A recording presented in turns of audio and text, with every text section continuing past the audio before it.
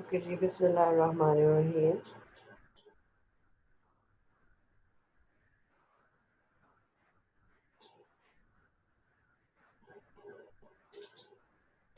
हम लोगों ने उस दिन हम कर रहे थे ट्राईसाइक्लिक एंटी डिप्रेसेंट्स के एडवर्स इफेक्ट्स से स्टार्ट किया था। I will be a bit quick today और मेरा गला भी बहुत ज़्यादा ख़राब है, इसलिए होपफुली आप लोगों को मेरी आवाज़ आ रही होगी। एडवर्स इफेक्ट्स में नॉर्मल क्लिनिकल डोजेस में इफेक्ट्स हम कर चुके थे due to other receptors interaction. उसके बाद ये वो भी नॉर्मल में जैसे जैसे डोजेस कुछ लोगों में कार्डियोवास्कुलर टॉक्सिसिटी भी स्टार्ट हो सकती है। There might be conduction defects or QT prolongation is the main thing. I have told you that if you are using 2 or 3 drugs causing QT prolongation, तो उसमें टॉर्सिडी पॉइंटीज का बहुत ज़्यादा डेंजर होता है। ठीक है, these are fatal ventricular arrhythmias, इसमें orthostatic hypotension, psychiatric adverse effects are like psychosis की aggravation हो सकती है, and all the antidepressant drugs cause withdrawal syndrome. Means ये कि अगर आप इन ड्रग्स को सडनली स्टॉप करेंगे तो इनसे जो विड्रॉल सिंड्रोम से प्रॉपर साइड इफेक्ट्स में आता है, इसलिए इसलिए इनको हम ग्रेजुअली टेपर करते हैं, specially those drugs with shorter half life जिनके एक्टिव मेटाबोलाइट्स नहीं है। ये एक कॉमन एक फ्रेज याद कर लें कि all those anti depressant drugs with shorter half lives and with no active metabolite. ठीक है, और न्यूरोलॉजिकल साइड इफेक्ट्स में सीजर्स हो सकते हैं, जैसे मैंने आपको पहले कहा था, TCAs are very very very much important for adverse effects. इसीलिए ड्रग्स को यूजेज इनकी बंद हुई है because of adverse effects. And then metabolic and endocrine में वेट गेन और सारी सेक्सुअल डिस्टर्बेंसेस आ सकती हैं, जिसमें हमने कहा था कि लॉस ऑफ लिपिडो भी हो सकता है, नॉर्गेस्मिया भी हो सकता है। एडवर्स इफेक्ट्स में ही ड्रग इंट्रैक्शंस आ जाती हैं, because if you are using certain other drugs, अगर पेशेंट जो है इज यूजिंग मल्टीपल डिजीजेस हैं, लाइक फॉर एग्जांपल अगर डायनामिक इंट्रैक्शंस को देखें, इसी तरह this is the perfect way to write down the drug interactions in anti hypertensive drugs. Dynamics में उनकी जो है लाइक सेडेशन है उसका इफेक्ट, ठीक है ना, रिसेप्टर मीडिएटेड। तो उसमें जितनी भी सीएनएस डिप्रेसेंट ड्रग्स हैं, जितने भी सैडेटिव हिप्नोटिक्स हैं, अल्कोहल है, एनेस्थेटिक्स हैं, उन सब के साथ एडिशन इफेक्ट होगा। या फिर आप इनको अगर एंटीहिस्टामीन के साथ दे रहे हैं, ठीक है ना, कॉमन सेंस की बात है, वो तमाम जो कि सेडेशन कॉज कर रही है। तो ये एंटी हाइपरटेंसिव इफेक्ट्स यानी ये हाइपोटेंशन कर रही हैं, तो इसलिए उनके इफेक्ट्स को भी पोटेंशिएट कर देगी। काइनेटिक इंटरेक्शंस में यू कैन सी ये 2D6 से मेटाबोलाइज होती है, इसलिए वो तमाम ड्रग्स जिसमें स्पेशली याद रखें एसएसआरआई, इसमें फ्लॉक्सिटिन और पेरोक्सिटिन है, जो 2D6 को इनहिबिट कर देती है। जब इनका मेटाबॉलिज्म इनहिबिट हो जाएगा तो इनकी डोजेस नॉर्मल डोजेस में भी टॉक्सिसिटी हो सकती है। क्यों? क्योंकि ये आपको पता है ये मेटाबोलाइज नहीं होंगी, तो उससे क्या होगा, आप डोज रिपीट किए जाएंगे और टॉक्सिसिटी हो सकती है।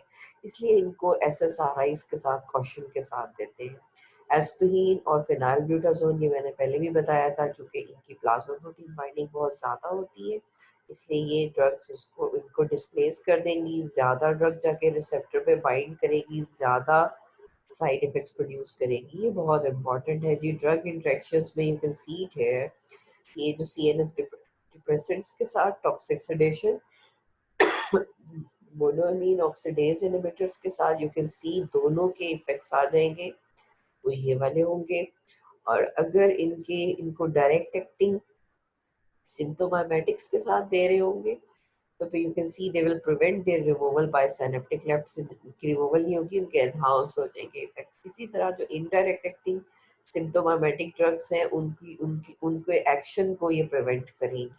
क्यों? क्योंकि उन्होंने अपटेक, ये जो ये सर्ट और नेट होता है, इनके थ्रू इन्होंने साइनेप्स के अंदर एंटर होना होता है। अगर आपको याद हो, जो आपने कोकेन और एम्फेटामीन्स पढ़ी थी, वो इसके थ्रू रिवर्स ट्रांसपोर्ट इनकी भी होती है, ये उस साइनेप्स में उसके थ्रू एंटर होती है।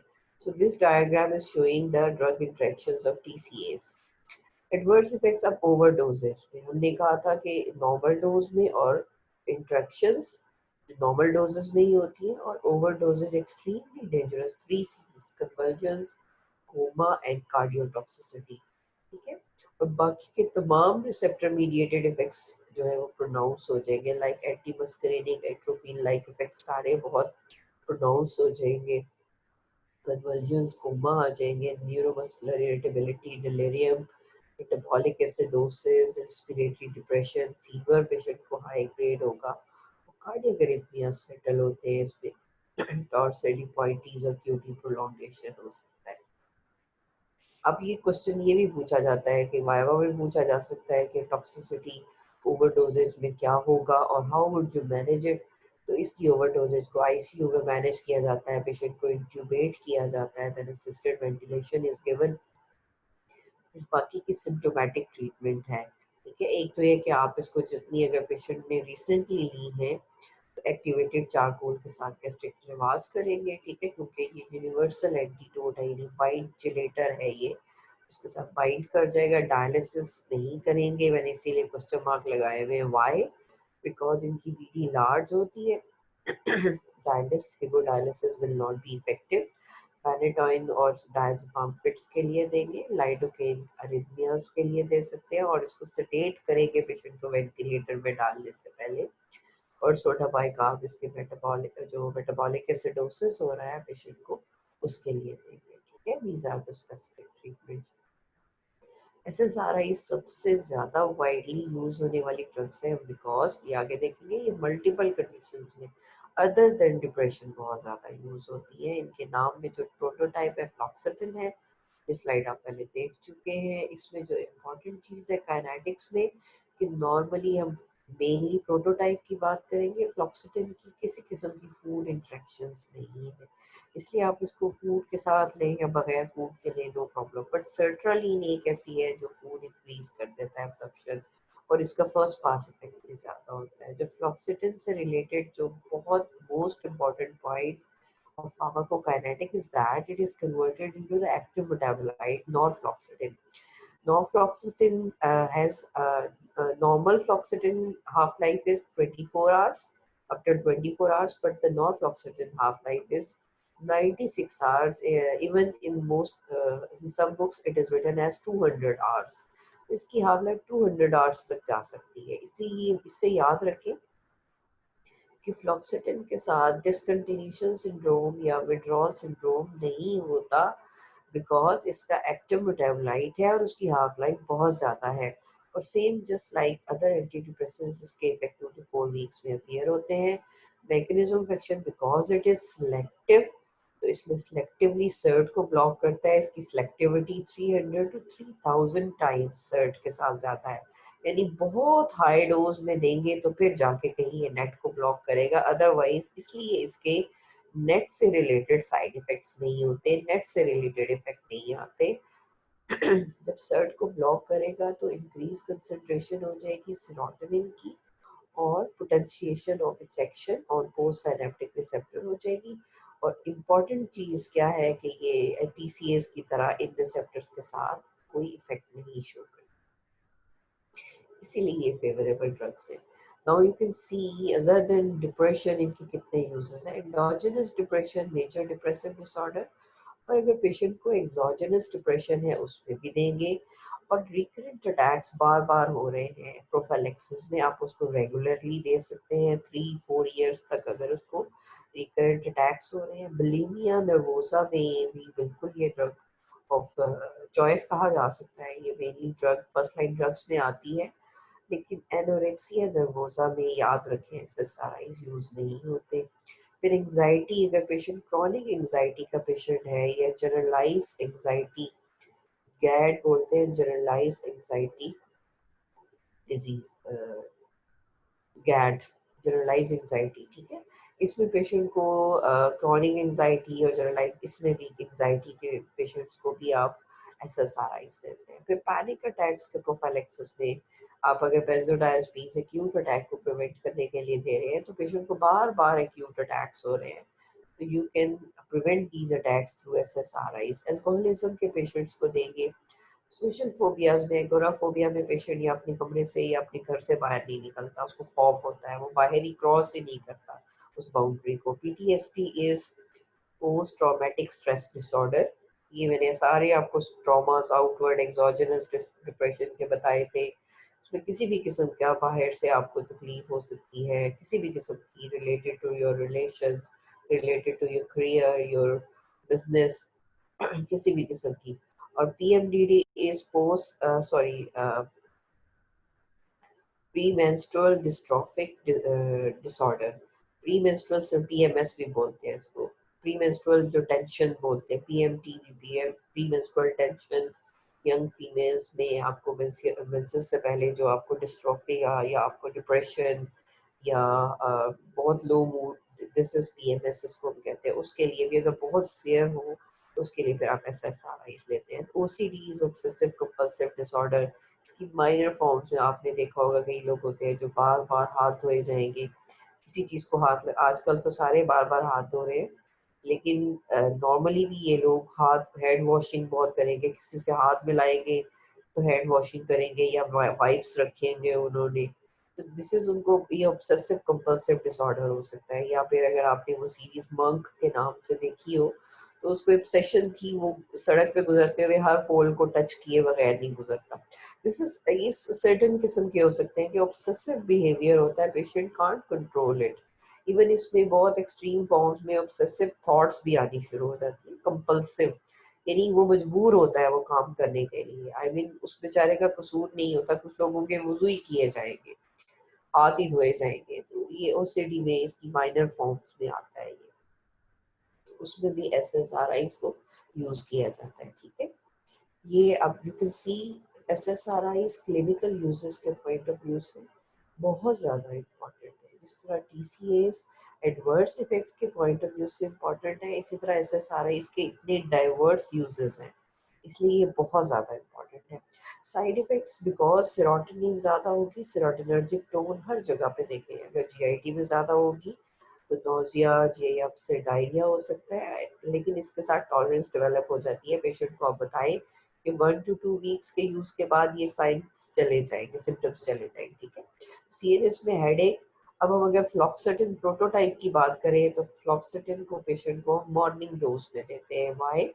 एक तो ये कि इंसोम्निया कॉज करती है ये, और इससे नींद नहीं आती, इसलिए मॉर्निंग डोज में सेडेशन नहीं होती, इसलिए पेशेंट इजीली ले सकता है। तो स्लीप डिस्टर्बेंस में याद रखें, फ्लॉक्सटिन के साथ इंसोम्निया होता है, और बाकी जो है पेरोक्सिटिन और सर्ट्रालिन, इनके साथ हाई ड्राउजीनेस और सॉम्नोलेंस हो सकती है, इसलिए इनको मॉर्निंग डोज में नहीं देते।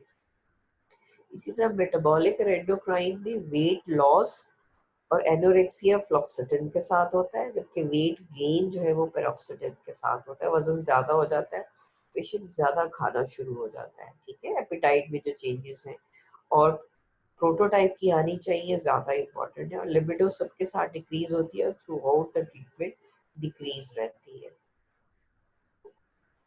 एडवर्स इफेक्ट्स में अगर हम देखें तो सर्ट्रालिन और पेरोक्सिडिन, जिनकी हाफ लाइफ शॉर्ट है और जिनके एक्टिव मेटाबोलाइट्स नहीं है, उनकी अब्रप्ट विड्रॉल पे डिसकंटिन्यूएशन सिंड्रोम होता है। ये बहुत ज्यादा पूछा जाता है, वाइवा में पूछा जा सकता है। फ्लॉक्सिटिन के साथ नहीं होता, क्यों नहीं होता ये मैं बता चुकी हूँ। अगर आप इन ड्रग्स को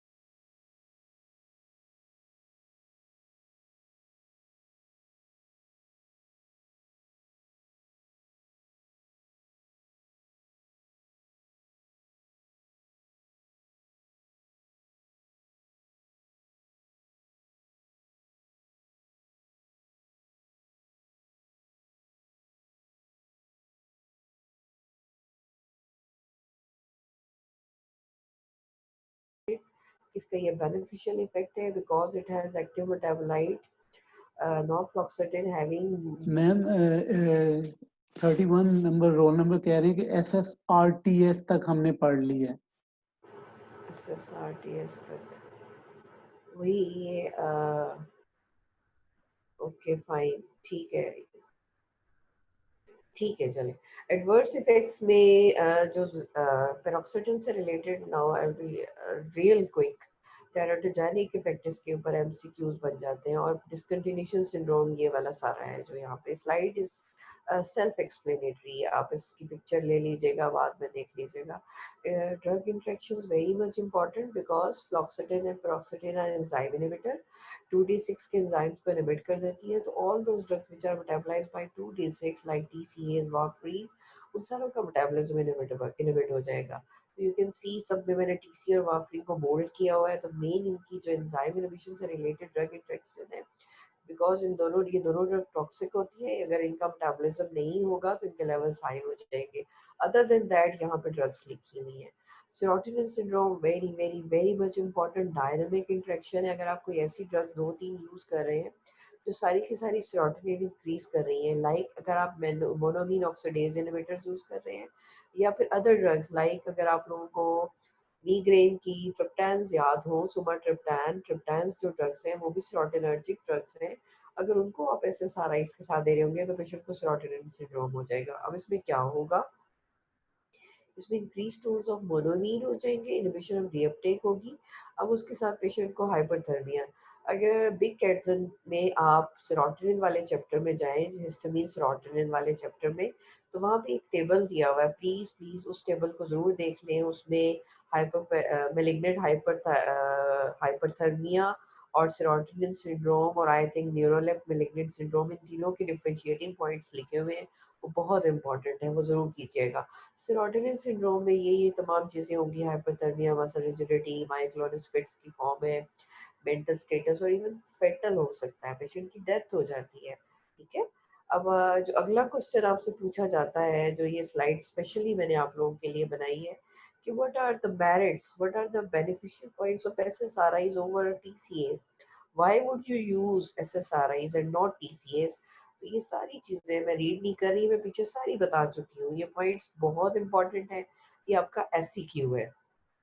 ये वाली साइड मेनली ज्यादा इंपॉर्टेंट है लेकिन पूछा जा सकता है कि कौन से बेनिफिशियल पॉइंट्स TCAs के हैं अदर देन SSRIs यानी डीमेरिट्स ऑफ SSRIs क्या है TCAs के बेनिफिट क्या है। This side is more important. ये आप लोग इसमें से कर लीजिएगा।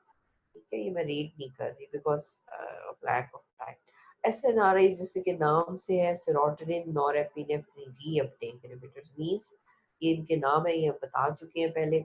इसमें जो इम्पोर्टेंट चीज़ है वो ये है कि ये भी मेटाबोलाइज होते हैं 2D6 से। तो इट मीन्स ये कि अगर आप इनको भी कॉम्बिनेशन में देंगे विद SSRIs या ऐसी ड्रग जो इनहिबिट कर रही है इनके मेटाबॉलिज्म को तो डोज को आप थोड़ा बहुत इसका मैनेज करेंगे डिक्रीज कर देंगे। ठीक है।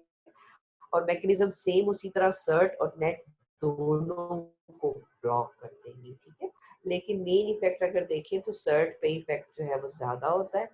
जैसे जैसे ये प्रोटोटाइप है जैसे जैसे आप डोजेस हाई करते जाएंगे फिर नेट और डैट जो कि डोपामिन रीअपटेक है उसको भी ब्लॉक हायर डोजेस पे। ठीक है। मैकेनिज्म ऑफ एक्शन प्लीज याद रखें। अगर आप सिंप्लीफाइड सी डायग्राम भी बना दें ना ये हर एक में तो आप टेक यानी बिल्कुल सिंप्लीफाई से एग्जाम में तो मैकेनिज्म ऑफ एक्शन ज्यादा बेहतर तरीके से आप लिख सकते हैं। ठीक है। अब वाई SNRIs भी तो नेट को भी ब्लॉक कर रही हैं TCA की तरह और सर्ट को भी कर रही हैं।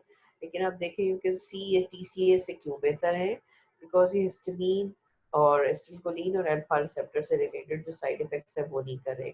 इनकी tolerability is very much better that's why ये नई ड्रग्स हैं इनकी कंप्लायंस बहुत अच्छी है और ये मेजर डिप्रेसिव डिसऑर्डर में बिल्कुल यूज होती है। और सबसे इम्पोर्टेंट चीज़ ये पेन सिंड्रोम जो मैंने आपको बताया पेशेंट को अगर क्रॉनिक मायल्जियाज है फाइब्रोमायल्जिया का पेशेंट है क्रॉनिक पेन्स है ऑर्थोपेड से रिलेटेड न्यूरोपैथिक पेन्स है उन सब पेन्स में ये डुलोक्सिटिन बहुत ज्यादा यूज होती है। ठीक है। You can see here endogenous depression even panic attacks में एक्यूट एपिसोड्स में SNRIs में दे देते हैं गैड में देते हैं क्रॉनिक एक्सप्लेन बॉडी पेन्स में हाइड्रोसिस में और न्यूरल्जियाज में दे सकते हैं। एडवर्स इफेक्ट्स इनके सेम एसएसआरआईज की तरह है, और जो नेट को ब्लॉक करने की वजह से हाइपरटेंशन हो सकती है, हार्ट रेट इंक्रीज हो सकता है, इरिटेबिलिटी सीएनएस में, इंसोम्निया हो सकता है, और इनके साथ जस्ट लाइक एसएसआरआईज के साथ डिसकंटिन्यूएशन सिंड्रोम होता है, बिकॉज इनकी हाफ लाइफ जो है वो बहुत ज़्यादा नहीं है, ऑलमोस्ट 12 आवर्स तक हाफ लाइफ है। ठीक है, उसके बाद आता है मोनोमीन ऑक्सीडेज इनहिबिटर्स। जल्दी से कर लें, ये बहुत इंपॉर्टेंट है। किस पॉइंट ऑफ व्यू से? ओल्डर ड्रग्स हैं और इसमें ये सब मैं स्लाइड पहले बता चुकी हूँ, लेकिन मोक्लोबेमाइड बहुत इंपॉर्टेंट है। क्यों है? इसके ये डिफरेंशिएटिंग पॉइंट्स हैं। तो ये रिवर्सिबल होती है, बाकी के सारे इरिवर्सिबल है, शॉर्ट एक्टिंग होती है, और इसके साथ किसी किस्म के MAO inhibitors are classic drugs for food and drug interactions. MAO inhibitors are classic drugs for food and drug interactions, or because of those food and drug interactions, these drugs are not favorable drugs, not first choice drugs. So you can see इनके साथ चीज reaction नहीं हो रहा, इनके साथ drug interactions नहीं हो रही, इसलिए मोक्लोबेमाइड जो है ये अगर एमईओ इनहिबिटर्स देने हैं तो ये वाइवा में भी पूछा जा सकता है, एससीक्यू भी है और एमसीक्यू भी बनते हैं इस पे। सेफ ऑल्टरनेटिव है टू अर्ली एमईओ इनहिबिटर्स। ठीक है, अगर हम सारी एमईओ इनहिबिटर्स को देखें तो ये फर्स्ट एंटी डिप्रेसेंट्स थी, बहुत शुरू में यूज होती थी। आपको पता है एमईओ कहाँ होता है? न्यूरॉन्स में, गट्स में, लिवर्स में। और ये क्या करता है? हमने कहा था कि ये सेफ्टी वाल्व मैकेनिज्म के तौर पे एक्ट करता है। जो पिल्फरेज हो रही होती है, जो लीकेज हो रही होती है, जो continuously without any action potential, without any stimulus के, उसको ये सेफ्टी वाल्व के तौर पे उसको डीएमाइनेट करता जाता है। लेकिन जब आप इसको ब्लॉक कर देंगे तो गट में भी मेटाबॉलिज्म नहीं होगा, मोनोइमीन्स का, न्यूरॉन्स में भी होगा नहीं होगा, लिवर में भी नहीं होगा, और नर्व एंडिंग्स में भी नहीं होगा। ठीक है, तो ये हम कर चुके हैं। तो जो मोनोमीन ए और बी दोनों के नॉन सिलेक्टिव हैं, वो जो बी वाले हैं वो ये सैलेजोलिन है। अब आप लोग इसे एंटी पार्किंसनिज्म ड्रग में पढ़ेंगे। और जो एमओ ए वाले हैं सिलेक्टिव है, वो सिर्फ ये वाले इनको मेटाबोलाइज करते हैं। ठीक है, और जो नॉन सिलेक्टिव है आपको पता है कि वो जो ड्रग्स होंगी वो दोनों पे एक्ट करेंगे। ठीक है,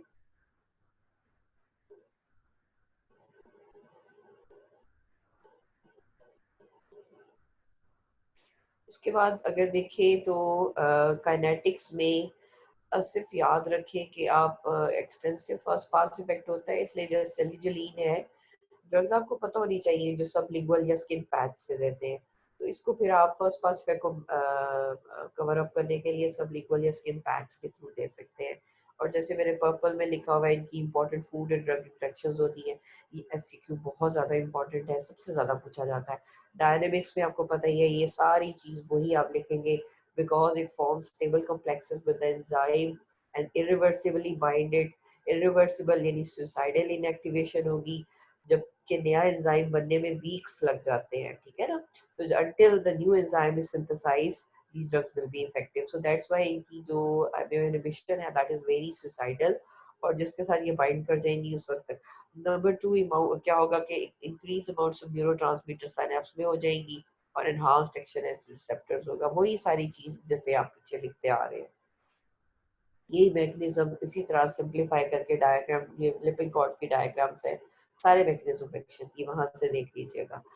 थेरेप्यूटिक यूजेस में देखें तो अब ये लास्ट ड्रग, ये लाइन एजेंट्स हैं due to food and drug interactions. वही डिप्रेशन की स्टेट्स और फोबिक स्टेट्स में पहले यूज होती थी, सैलेजिनिन एंटी पार्किंसोनियन इफेक्ट है। एडवर्स इफेक्ट्स में सेम उसी तरह hypertension, weight gain, high cycle effects, amphetamine like effects हो सकते हैं, जिसमें इंसोम्निया, रेस्टलेसनेस और डिसकंटिन्यूएशन सिंड्रोम, इसके एडवर्स इफेक्ट्स हैं। लेकिन जो इम्पोर्टेंट चीज़, जो सबसे इम्पोर्टेंट चीज़ है जो मैं आपको बताना चाह रही हूँ, this is food and drug interactions. इसमें cheese reaction is very much important. ये हम पहले समझ लेते हैं कि जब आप इसको, चीज़ रिएक्शन क्या होता है कि टायरामिन रिच फूड्स के साथ जब भी आप इनको यूज करते हैं। अब टायरामिन रिच फूड्स कौन से हैं जी? टायरामिन रिच फूड्स हैं ripe cheese, concentrated yeast products, pickled or smoked fish, red beans, red wine, chicken liver। ये तमाम ऐसे फूड्स हैं जो टायरामिन रिच होते हैं। आपने ये खाए, ऊपर से आपने पेशेंट को एमएओ इनहिबिटर दिया हुआ है। अब क्या होगा कि मोनोमीन ऑक्सीडेज इनहिबिट हुआ हुआ है, टायरामिन सारी की सारी, ये जो टायरामिन रिच फूड्स है ये सारी की सारी गट से आपके सिस्टम में एंटर होगी। सिस्टम में एंटर होने के बाद इट विल एक्ट एज, अब इस पे आ जाए, When tyramine rich foods are taken with MAO inhibitors, it will act as indirect symptomatic, सारी की सारी सिस्टम में एंटर हो गई. Release of large amounts of catecholamines from nerve terminals, जिससे पेशेंट को severe किस्म की occipital headache होगी, tachycardia, stiff neck होगी, nausea, hypertension, arrhythmias हो सकते हैं, फिट्स पड़ सकते हैं और इवन स्ट्रोक भी हो सकता है. ये चीज रिएक्शन की ट्रीटमेंट में अगर आपको याद हो, ऑटोनोमिक सिस्टम में आपने पढ़ा था प्रेजोसिन एंड फिटोलामीन को यूज करते हैं. दिस इज द, पूछा जा सकता है what is the treatment of choice in चीज रिएक्शन. अगर आपने पेशेंट को एमएओ इनहिबिटर्स दे दिए, साथ में टायरामिन रिच फूड दे दिए, उसमें हो सकता है. ठीक है, सो प्रेजोसिन एंड फिटोलामीन. ठीक है, you can C in this diagram, patient ने चीज ले लिया या पिकल, ये टायरामिन रिच फूड या ये रेड वाइन हो गई, तो उसके साथ पेशेंट को क्या हो रहा है? Pounding heart beat, tachycardia, hypertension, dizziness, tremors, fits पड़ सकते हैं. और कौन सी ड्रग्स हैं जो कि एमएओ इनहिबिटर्स की ड्रग इंटरेक्शंस में आ रही हैं? barbiturates, TCAs, antihistamines, CNS depressant, antihypertensive, और इवन कोल्ड मेडिसिन जो आप over the counter. You can सी इतनी ड्रग इंटरेक्शंस हैं, इतनी फूड इंटरेक्शंस हैं, इसलिए ये ड्रग्स अब यूज नहीं की जाती, ये फर्स्ट चॉइस नहीं है. You can see it here कि आपने एमओ इनहिबिटर दे दिया तो क्या होगा? सारी की सारी टायरामीन जो है वो आपके सिस्टम में चली जाएगी and it will act as indirect acting symptomatic, और उसके साथ साथ चीज रिएक्शन हो जाएगा. ठीक है, अब प्रॉब्लम क्या है? अब इसको एक ड्रग, एक इफेक्ट, एक नाम बोलते हैं एंटी डिप्रेसेंट, एक चीज. What is the wash out effect of? Wash out effect बोलते हैं कि वो ड्रग आपके सिस्टम से कंप्लीटली निकल जाए. अब फ्लॉक्सेटिन का वॉश आउट इफेक्ट जो है वो 6 वीक्स लेता है, और बाकी की एंटी डिप्रेसेंट का 2 to 3 वीक्स लेता है. वाई फ्लॉक्सेटिन? बिकॉज इसका एक्टिव मेटाबोलाइट होता है. तो याद रखें कि अगर आपने फ्लॉक्सेटिन पेशेंट को दी हुई है और अब आप स्विच ओवर करना चाह रहे हैं एमओ इनहिबिटर्स पे, तो what will you do? You will wait at least, बंद करने के बाद आप फ्लॉक्सेटिन को 6 वीक्स तक वेट करेंगे, फिर एमओ इनहिबिटर्स यूज कर सकते हैं. इस दौरान में कोई और ड्रग्स आप हो सकता है 2 वीक्स के लिए, इस तरह. इसलिए याद रखिए कि वॉश आउट इफेक्ट्स ऑफ फ्लॉक्सेटिन जो है दैट इज 6 वीक्स. और अगर आपने एमओ इनहिबिटर्स दिए हुए हैं पेशेंट को और स्विच ओवर करना है फ्लॉक्सेटिन पे, तो यू विल वेट 2 वीक्स. तो एमओ इनहिबिटर्स का wash out effect is 2 to 3 weeks. SNRIs, others like TCAs, इनका 2 to 3 वीक्स है. इसलिए इसलिए इनकी ड्रग इंटरेक्शंस बहुत ज्यादा होने की वजह से अगर आप एमओ इनहिबिटर्स दे रहे हैं और SSRIs देना चाह रहे हैं तो सेरोटोनिन सिंड्रोम हो जाएगा. ठीक है, और अगर आप ये नीचे आना चाहिए था, this is A, this is B. MO inhibitors और टीसीएस देंगे तो हाइपरटेंशन और एक्साइटमेंट, हाइपर एक्टिविटी हो जाएगी. अगर ब्यूप्रोपियोन के साथ दे देंगे तो सीजर्स हो सकती हैं. अगर पैथोडीन और मेप्रोडीन के साथ देंगे, ये आपकी ओपियोइड्स में है, तो हाइपरपेरेक्सिया, हाइपोटेंशन, कोमा होगा. अगर आप इसको इनडायरेक्ट एक्टिंग सिम्प्टोमेटिक्स के साथ दे देंगे तो पेशेंट को सीवियर हाइपरटेंशन हो जाएगी. ये इसकी ड्रग इंटरेक्शंस हैं जो मैंने यहाँ दिखाई हैं. दीज, इनके अलावा जो ड्रग इंटरेक्शंस हैं जो कि प्रॉपरली, क्योंकि ये कॉम्बिनेशन में यूज हो रही होती है ड्रग्स, इसलिए इनके साथ ये हो सकती है. तो फिर बता रही हूँ कि food and drug interactions of monoamine oxidase inhibitors are very much important. उसके बाद जो नए एजेंट्स हिट्रोसाइक्लिक्स हैं, इनको याद रखें कि इनको हमेशा कॉम्बिनेशन में यूज करते हैं. ये मिडाज़ोपीन के जो एडिशनल ब्लॉकेड हो रही है कि ये क्या है? ये 5-HT2 को भी ब्लॉक कर रहे हैं, रिसेप्टर को ब्लॉक कर रहे हैं. ये प्री सिनेप्टिक अल्फा 2 रिसेप्टर को भी ब्लॉक कर रहे हैं. उसके बाद ये सेरोटोनिन की रिलीज को और नॉरएपिनेफ्रिन रिलीज को एनहांस भी कर रहे हैं. 5-HT2 और 3 इन दोनों को भी ब्लॉक कर रहे हैं और H1 को भी ब्लॉक कर रहे हैं. ये बड़ा इंपॉर्टेंट है, ये जो 2-3 लाइंस हैं कि मिडाज़ोपीन के ये एडिशनल जो इफेक्ट्स हैं. अदर देन दैट ये भी नेट और सर्ट को ब्लॉक करते हैं. ठीक है, बाकी की अगर आप देख लें मिडाज़ोपीन की, याद रखिएगा इस पे एमसीक्यूज बन जाते हैं.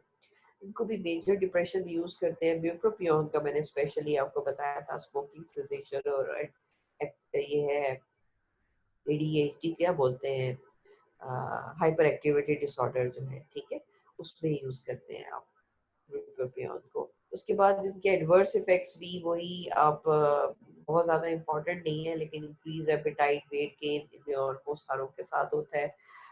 मॉक्समीन के साथ न्यूरोटॉक्सिसिटी हो सकती है. ठीक है, पार्किंसन लाइक फीचर्स हो सकते हैं. ब्यूप्रोपियोन के साथ भी सीजर्स हो सकती हैं. ठीक है, ये इनके कोई एसेट्स बहुत इंपॉर्टेंट एडवर्स इफेक्ट्स नहीं है, लेकिन हैं इनके साथ ये. एंटी डिप्रेसेंट्स इसमें आगे आ जाती है जो लास्ट, जो इनको कहते हैं हम serotonin antagonist, 5-HT2 receptor antagonist. फिर ये पोस्ट साइनेप्टिक रिसेप्टर्स पे एक्ट करने वाली है। अब ये रीअपटेक से ताल्लुक नहीं है इनका, ठीक है। अगर देखें तो with trazodone and nofazodone, they principally block the postsynaptic 5-HT2A receptors. ये रिसेप्टर जो है एंटी एंजाइटी एंटी, इसके साथ और कुछ रिसेप्टर्स हैं वो आगे मैं दिखाती हूँ। एंड ये ड्रग्स इसलिए इम्पोर्टेंट है ट्राजोडोन और नफेजोडोन कि ये एंटी एंजाइटी इफेक्ट भी प्रोड्यूस करती है, एंटी डिप्रेसेंट इफेक्ट्स भी प्रोड्यूस करती है और एंटी साइकोटिक इफेक्ट्स भी प्रोड्यूस करती है, ठीक है। अगर देखें तो नफेजोडोन वीक इनहिबिटर ऑफ सर्ट और नेट भी है, ट्राजोडोन वीक इनहिबिटर ऑफ सर्ट है, लेकिन मेनली इसका इफेक्ट जो है वो ये वाला है। और ये प्री सिनेप्टिक अल्फा 2 और अल्फा H1 रिसेप्टर एंटागोनिस्ट हो सकते हैं। ये डायग्राम बहुत इंपॉर्टेंट है, ये जरा सेल्फ एक्सप्लेनेटरी डायग्राम है। अगर आप इन ड्रग्स को देखें नफेजोडोन ट्राजोडोन को, दिस इज ये पोस्ट सिनेप्टिक 5-HT1A रिसेप्टर है, ये एंजाइटी से रिलेटेड होता है। जब ये इस पे अटैच होती हैं, यू कैन सी, ठीक है, ये इफेक्ट एंजाइटी वाले इफेक्ट्स जो हैं, तो इनका 5-HT1A के थ्रू जो इफेक्ट है दैट इज एंग्जाइलेटिक और एंटी डिप्रेसेंट इफेक्ट। 2A को जब ये ब्लॉक करेंगी तो यहाँ पे ये भी एंटी एंजाइटी और स्लीप रिस्टोरिंग, इसलिए इनको इंसोम्निया में हम यूज करते हैं। और ये बड़ा, ये वाली 2A वाली चीज, ये वाला जो बहुत इंपॉर्टेंट है कि ये वो ड्रग्स है मेनली इनके बारे में कहा जाता है कि इनके साथ सेक्सुअल डिस्फंक्शन पेशेंट को नहीं होता, एंग्जाइलेटिक इफेक्ट्स भी प्रोड्यूस हो जाएंगे और इंसोम्निया की ट्रीटमेंट भी हो जाएगी। अगर 2C पे एक्ट करेंगी तो यहाँ पे एंग्जाइलेटिक इफेक्ट हो सकता है। और अगर ये 3 वाला आपको पता है ये नोजिया वॉमिटिंग से रिलेटेड था ये रिसेप्टर, तो आपको पता है 5-HT3 ब्लॉकर इफेक्ट क्या होता है कि ये वॉमिटिंग प्रोड्यूस नहीं होगी, नोजिया प्रोड्यूस नहीं होगा पेशेंट को, ठीक है। यूजेस में देख लें तो मेजर डिप्रेशन, ट्राजोडोन को मेनली इंसोम्निया में यूज करते हैं, लीस्ट सेक्सुअल एडवर्स इफेक्ट्स होते हैं इनके। और नफेजोडोन के साथ साइड इफेक्ट्स भी मैंने एक ही स्लाइड में इसलिए कर दिया कि इसके लिए अब मेनली याद रखें। ट्रेजोडोन को इंसोम्निया में भी यूज करते हैं, ये एंजाइटी एंटी एंजाइटी भी है, ये एंटी डिप्रेसेंट भी है। और इनमें जो साइड इफेक्ट्स में ट्रेजोडोन प्रायपिज्म कॉज करती है और नफेजोडोन जो है दैट इज हेपेटोटॉक्सिक। चले जी, खत्म हो गया लेक्चर, टाइम है अभी।